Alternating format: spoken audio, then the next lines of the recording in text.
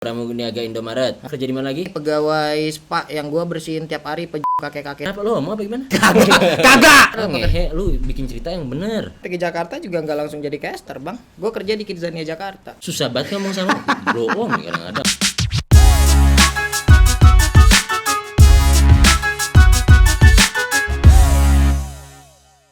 Balik lagi di channel YouTube-nya Hair Studio, tentunya masih di program yang sama. Yang kayak sebelumnya, kerjasama antara Hair Studio dan Revival.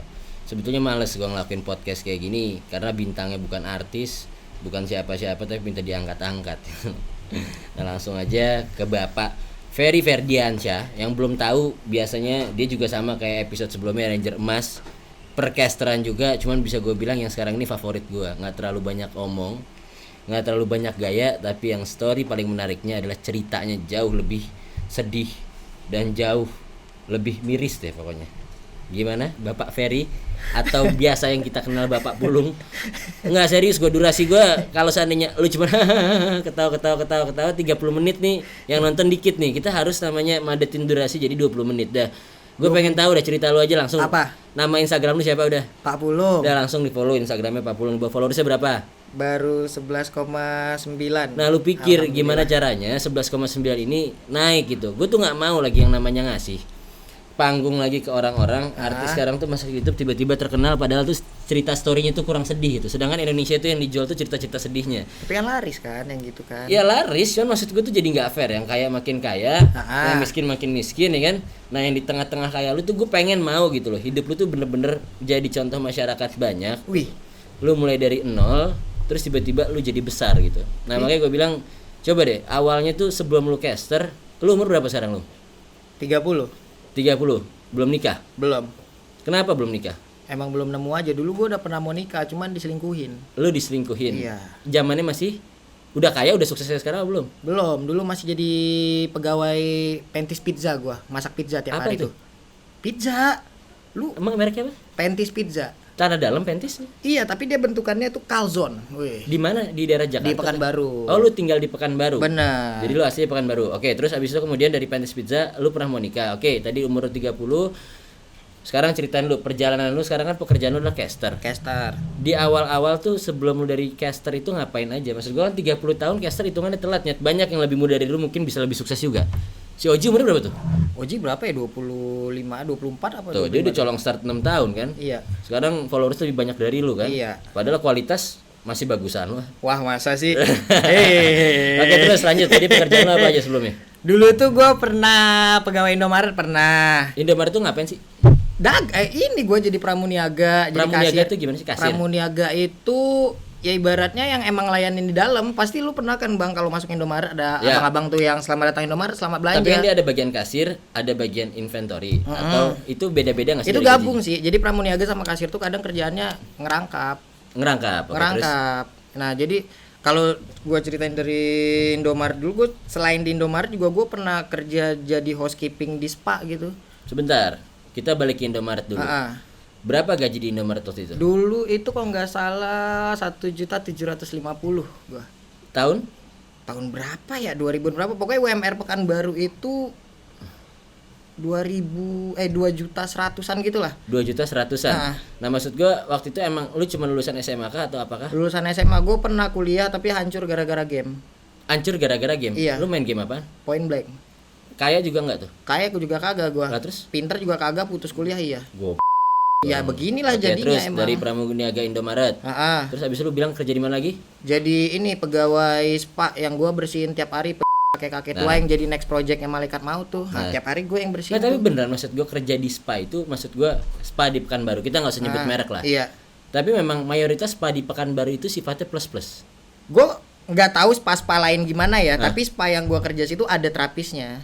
Terapisnya? Ada. Nah, tapi maksud gue itu apakah legal di sana? Maksudnya kayak misalkan Pemprov dan lain-lain, misalkan Pol PP di sana tahu nggak sih sebetulnya tempat itu? Kayaknya tahu deh. Tahu. Kayaknya ya. Oke, jadi kenapa pindah dari Indomaret gaji 1.750.000 terus pindah ke spa tuh alasannya Gue kenapa? spa dulu baru Indomaret. Indomaret apa? Ngehe, lu bikin cerita yang bener. Enggak beneran kan kata. Coba kan gue bilang urutin dari yang paling bawah, susah banget ngomong sama bro nih kadang-kadang.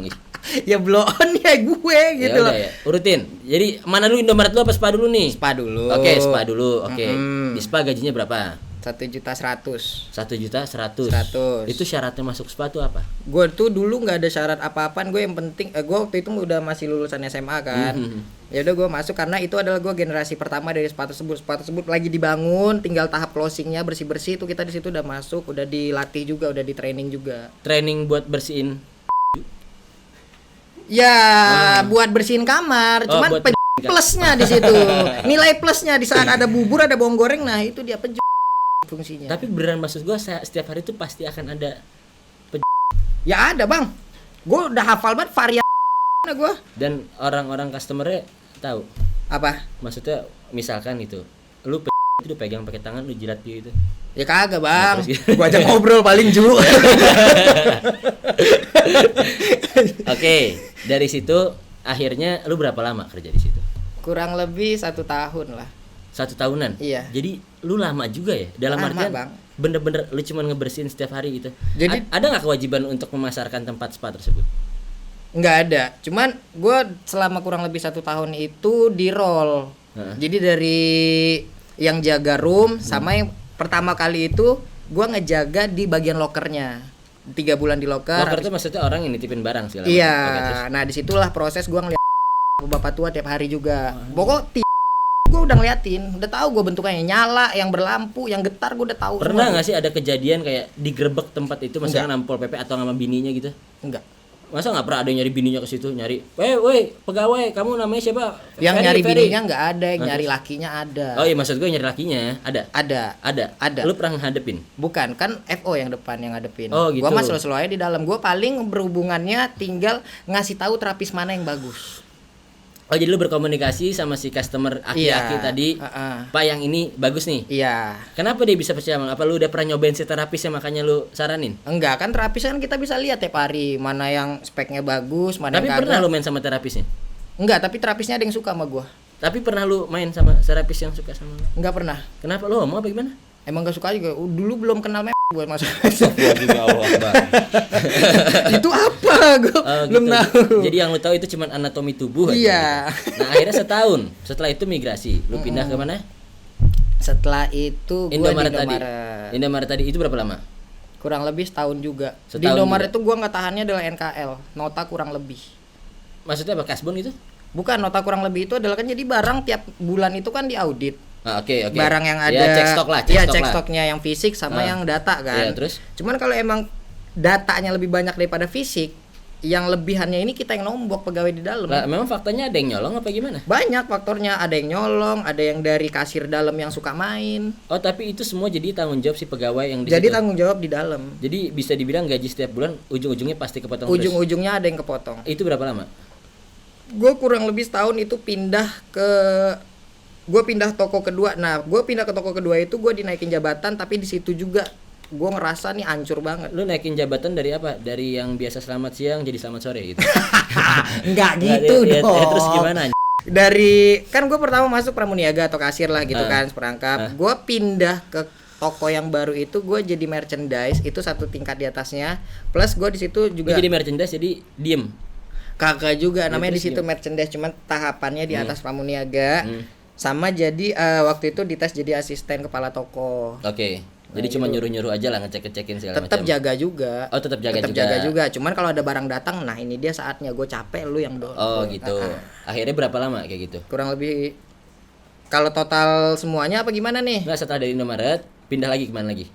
Nah itu dari ke Pentis Pizza itu tadi. Ke Pentis Pizza. Heeh. Tapi gaji tuh selama pindah-pindah naik-naik terus tuh. Naik di Pentis Pizza itu gaji sekitar 2,1. 2,1. Tapi masih di Pekanbaru. Tapi masih di Pekanbaru semua. Oke, terus apa yang ngebawa lu sampai akhirnya ke Jakarta, tiba-tiba lu bisa bergabung sama percasteran Indonesia dari mulai PUBG. Kemarin terakhir ada di PINC kan? Iya. Malah kemarin prestisius yang kemarin lu dibuatin stiker gift-nya ya. Iya.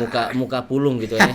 Makanya gue bilang semua orang tahu gitu, maksudnya para gamer bocil-bocil kan. Cuman kan maksudnya mayoritas Indonesia kan juga nggak tahu Pak Pulung ini siapa kan. Maksud gue lu bisa dibuatin gift PINC acara Tencent besar kan luar biasa banget untuk di kalangan para gamers gitu kan ya. Nah, bisa mencapai di titik lu bisa ke Jakarta kemudian jadi caster gimana? Gue nyampe ke Jakarta juga nggak langsung jadi caster bang. Gue kerja di Kidzania Jakarta. Oh lu sempet di Kidzania Gue dulu? sempat di Kidzania kurang lebih 3 tahun. Gue jadi Wih lama juga loh ya. Gue jadi daily worker sekitar 1,5 tahun. Jadi daily worker itu adalah tahapan sebelum gue dijadiin karyawan di situ. Digajinya per hari dan diakumulasiin seminggu baru digaji lagi. Probation lah ya gitu. Iya. Tapi maksudnya daily worker jadi lu juga ngurusin anak-anak. Halo adik-adik. Bener. Kayak gitu, coba gue jadi anak-anaknya misalkan. Gimana? Misalkan gue datang ke Kidzania. Misalnya. Ya, lu jadi tadi apa namanya istilahnya? Kalau di sana itu supervisor Oke, namanya. gimana? Jadi selamat pagi. Kalau di sana tuh selamat malam Oke. karena kita bermimpi selamat malam Bapak. Oh gitu, selalu selamat malam gitu? Iya, selalu Oke. selamat malam. Terus? Selamat datang di establishment misalnya pilot. Selamat datang di establishment pilot. Nanti di sini kita akan melakukan aktivitas sebagai pilot ini itu nanti Itu bapak nggak ada yang takut ngeliat muka lu, maksud gue kayak pedofil gitu? Kagak. Gua kan mainnya bersih. Bersih Masuk tuh baru colek. Salam gitu. Kagak. Kagak dong. Ya. 3 tahun ya? Iya, itu Gaji- 1,5 tahun gue jadi daily worker itu gajinya 17.000 per jam. 17.000 per jam. Benar. Seberapa sejam lu cuma dapat 17.000? 17.000 per Sehari berapa jam kerja? Sehari itu 8 jam. Yang dihitung itu 7. Yang dihitung 7, 17, 70.000, 7 kali 7, 49, berarti 119.000 sehari. Iya. Dikaliin lah. 119.000 sehari kali 22 hari kerja. Berarti gaji-gaji lu 2,4, 2,2an juga sebulan. Ya segitulah. Makanya gue paling cari lebihan tambahan duit itu ya kayak misalnya kan di sana ada birthday party juga. Jadi kalau ada keluarga ataupun yang butuh badut, ya udah gue di situ mau nawarin diri, dapat gocap lumayan anak kos. Maksudnya gocap gimana? Dia jadi badut gocap gitu? Dibayar gocap. Jadi badut? Iya. Tapi dalam Kidzanianya? Iya. Oh gitu. Jadi maksudnya lu bener-bener jadi apa ya? Ya intinya lepasan aja pada saat itu. Oke, abis dari Kidzania, lanjutannya cerita kemana lagi hidup lu? Habis dari Kidzania baru gue terjun ke caster ini. Nah, siapa yang bawa lo ke caster? Gue tuh sebenarnya pertama nggak langsung jadi caster, jadi host. Nah pertama itu gue kenal sama Afif. Afif ini adalah salah satu pegawai di Revival waktu itu. Afif tuh kenalnya dari mana? Nah Afif ini sebenarnya temennya temen gue. Oke, Mereka ini tergabung dalam satu klub Vespa. Ah. Jadi temen gue yang di Jakarta ini kan sering ngajak gue nongkrong di klub Vespanya. Yang lain ngobrolin Vespa, yang lain ngobrolin apa, gue main game sendirian gitu. Yang paling sedih satu momen adalah di saat mereka bagi-bagi stiker. Yang lain nempelin di Vespa, gue nempelin di koper bang. Gak punya Vespa gue. Iya, oke. Sedih Iya, banget. iya maksud gue ya, tadi perjalanan hidup lu juga cukup sedih gitu. Gue sebetulnya pengen nanya ya, sedih kan abis ini gue kasih duit cepet juga buat ongkos pulangnya. Enggak apa-apa, terus aja. Enggak lah, enggak mungkin lah, gila lo. HP-nya udah lihat tuh, pala 3 gini boba kan sekarang udah gaya, udah kaya deh terus. Lanjut. Ya nah dari situ si Afif ini akhirnya kita kenal. Dia tahu gue sering ngopece, sering ngebacot juga. Sampai suatu momen di Revival itu butuh host untuk eventnya. Ada itu namanya Game Hub Expo di Pluit di Jakarta Utara. Si Afif ini nih. Si Afif ini, nah si Afif ngerekomendasiin gua ke Avan, salah satu pegawai di Revival juga untuk jadi host di acara tersebut. Host itu ngapain? MC sifatnya? waktu itu, MC doang, Oh, MC doang. ngebawain acara doang. Ya, oke, maksud gua untuk lu public speaking karena lu udah kebal juga di mana? Kidzania, jadi udah mungkin udah terbiasa kali ya. Iya. Oke, terus abis itu lu akhirnya nge-host tuh Akhirnya gua nge-MC di situ. dengan bayaran? 800.000 waktu itu pertama kali. Gede dong maksudnya. Gede banget, makanya gua bersyukur banget, Bang. Oh gitu. Berapa jam waktu itu? 800.000 sehari. Sehari. Sehari. Oke, gede lah hitungannya. Terus Sekelarnya acara. Ya udah waktu itu eventnya 2 hari, gua dapat 1,6. Nah, alhamdulillahnya next eventnya gua dipanggil lagi. Disuruh MC lagi. di event yang sama. Beda lagi. Tapi eventnya. maksud gua IO-nya sama mungkin. Sama Oke. Revival. Terus Nah, beberapa event setelah itu dari Revival manggil mulu hingga pada akhirnya itu gua dikasih kontrak 6 bulan untuk jadi talent Revival. Cuman kondisinya gua masih berada di Kidzania waktu itu. lu waktu itu. Iya, Nggak, sebetulnya kenapa sih yang dibangga-banggain Revival? Kayaknya lu ada kerja sama Revival apa gimana sekarang? kan gue sekarang jadi Enggak, kita kan juga lagi acara Heritage X Revival. Oke, lanjut terus. Oke, terus iya, jadi setelah itu pas itu gue kondisi masih berada di Kidzania dan sampingan gue adalah nge-host di Revival. Oke, terus? Ya udah lama kelamaan cuman di kantor gua di Kidzania setelah gua berapa tahun ya, setelah tahun ketiga ada sistem beberapa yang berubah. Tapi jadi lu ambil berarti di link tadi 6 bulan ya? Iya. Jadi lu paralel bekerja di Kidzania, bekerja juga di Revival. Iya, kontraknya nggak ganggu masalahnya. Di kontrak terkait masalah Kidzania biasanya kan cukup ketat. Karena dia kan udah corporate besar jatuhnya. Iya, tapi kan emang bener kontraknya nggak ada Oke, ganggu satu sama ya, lain. ada gitu. redundant lah. Oke, terus Ya udah akhirnya ya di saat gua libur di Revival ada job gua ambil, ataupun di saat ada job di Revival Sabtu Minggu dan gua kan liburnya weekday kan, gua nggak bisa libur weekend kan. Ya udah gue paling chain sama teman yang di kantor yang di Revival yang di Kidzania untuk bisa ngambil job yang ada di Revival gitu loh, untuk tambah-tambahan gue. Paling ntar teman-teman gue yang di Kidzania gue bagi-bagiin juga duit. Yang penting gitu. untuk ngegantiin lah. Sampai akhirnya kapan keputusan lu untuk keluar dari Kidzania dan akhirnya benar-benar kerja lepas untuk di Revival atau untuk jadi caster? Oktober 2019. Baru ya berarti ya? Iya. Kenapa alasannya? Gara-gara kerjaan caster udah makin banyak? Lu belum menceritakan menuju caster lu. Tadi masih ada kontrak di 6 bulan. Jadi yang termasuk kontrak 6 bulan dari Revival itu nyediain lu untuk jadi caster? Dari 6 bulan itu, dari nge-host, gua pribadi ngelihat caster-caster yang ada, kayak ada KB, Volva waktu itu. Gue pengen kayak mereka. Gue nge-host paling misalnya event 2 hari gitu. Paling akumulasi gue naik ke atas panggung tuh paling cuma sejam ataupun 2 jam. Karena kan cuman gue naik, adlib sedikit, presentin kelar gitu loh. Sementara gue ngeliat mereka bawa hype penonton, seru banget kayaknya ngebacot. Akhirnya gitu. event pertama caster lu adalah di Bintaro Exchange, itu tuh Kaskus Battleground. Kaskus Battleground. Yap. PUBG juga. Gue pertamanya gue pelajarin ternyata job yang gue terima waktu itu adalah Rules of Survival. Sorry, Rules of Survival. ROS. Bukan Rules of Survival. Jadi Rules of Survival. Nah, itu dia, Bang. Gimana ulang? Aduh. Gue belajar bahasa Inggris sampai gerbang dong dulu di sekolah. Jadi pertama Ros. Hamin berapa hari itu ya? Itu dari 3 hari. Revival tapi jobnya. Iya. Dari jobnya. Nah, terus sampai akhirnya lu merasa nih, kemudian kan harga-harga itu kan masih selektif lah, maksudnya masih beda-beda juga lah. Sampai akhirnya lu punya tarif price yang tetap. Iya. Sampai akhirnya bisa beli iPhone 11 Pro Max 256 GB. Jangan sampai tinggal itu. Oke. Lu tinggal dikit harus gue tampol. Nah, berapa harganya kemarin? 25, Bang. 25 juta ya. Dari terapis bersihin peju kan. Enggak, gua curiga ini nggak mungkin dari gaji caster, lu simpenan tante. Enggak, Bang, dari gaji caster, Bang. Alhamdulillah dari gaji Kenapa caster. beli iPhone 11 Pro? Buat kayak jadi anak-anak happening seolah-olah kelihatan kaya gitu di mata orang banyak. Gue nyenengin hati aja, nyenengin diri. Ini penghargaan buat diri gue yang udah kerja selama ini. Oh, self appreciation ya. Apa tadi gue bilang? Self appreciation. Hey, stop. Oke, Long. Jadi balik ke caster. Apa, Bang? Terus sekarang cita-cita lu, kalau gue tanya, 5 tahun ke depan mau jadi apa? Nah, itu dia, gue belum tahu plan B gue ke depannya apa. Gue masih mikir. Lu masih mau tetap di Revival? Gue mau, tapi gue harus tetap nyediain plan B gue dong. Tapi itu yang plan B gue itu yang gue nggak tahu apa sekarang. Maksudnya ada nggak tawaran yang lebih baik dari luar sana dari Revival? Belum ada sejauh ini. Ada satu rumah produksi kemarin dan nawar-nawarin juga. Sense, siap dipecat aja. Tapi enggak, aku nggak mau. Aku mau di Revival, aku udah nyaman. Udah nyaman. Nah, makanya gue bilang 5 tahun ke depan, lu mau jadi apa? Itu dia yang gue belum tahu. Ya nggak bisa. Lu mau jadi orang kaya, lu mau lebih sukses dari sekarang. Ini nih cerita sedih lu tuh udah bagus banget, ngerti sih lu buat diangkat nanti yang dibikin acara reality TV show gitu segala macem dan lain-lainnya. Pokoknya Indonesia itu basisnya cerita sedih itu udah bagus. Ini udah ada best practice-nya nih. Kerja keras lu. Dapat ini kan iPhone 11. Maksud gua ke depannya 5 tahun mau jadi apa? Jangan setengah-setengah lu. Kita ngobrolin podcast kayak gini kan kita buat nyemangatin orang-orang. Banyak loh yang mimpinya pengen jadi caster. Tapi kerjaannya cuma kayak orang gila latihan di depan mana? Depan kaca. Oke, balik lagi ke PUBG. BINC sekarang bersama saya kayak gitu kan, ngerti gak sih? Tapi maksud gue tuh mereka itu nggak tahu namanya kerasnya kehidupan gitu. Lu tahu kerasnya kehidupan, makanya 5 tahun dari sekarang lu mau jadi apa? Kalau emang dibilang kayak begitu, paling garis lurusnya gue pengen jadi lebih baik daripada sekarang. Gue pengen jadi pengen banyak simpenan lagi, simpenan uang. Gue pengen punya tabungan, gue pengen punya rumah, gue pengen nikah, gue pengen ngasih cucu buat bunda gue.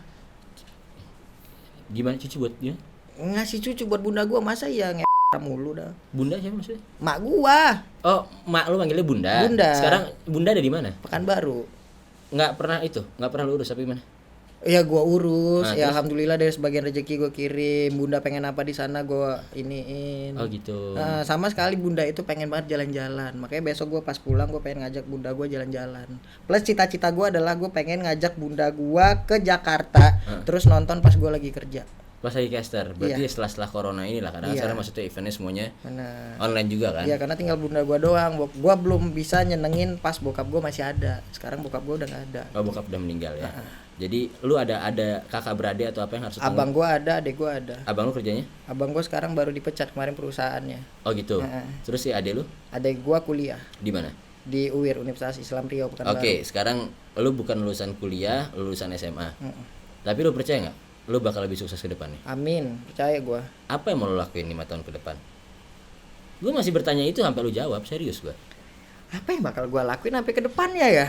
Jadi maksud gua karena terlalu klise gitu. Orang tuh selalu bisa bilang hidup itu pengen jadi lebih baik, tapi tanpa aksi juga nggak bakal ada hasilnya kan. Yap. Dalam artian yang gua lihat adalah di umuran lu ini termasuk loyalitas tinggi. Lu pernah kerja di Indomaret, lu pernah kerja di Spa, lu pernah kerja di Kidzania yang notabene bukan 3 bulan cabut tuh. Kan rata-rata orang zaman sekarang bekerja gitu, Long. 3 bulan udah ngerasa sukses, Yap. cabut. Lu adalah contoh yang paling baik, yang paling gua sayang. Mungkin abis dari sini gua bisa hijack dari Revival, kita bikin proyekan baru lagi.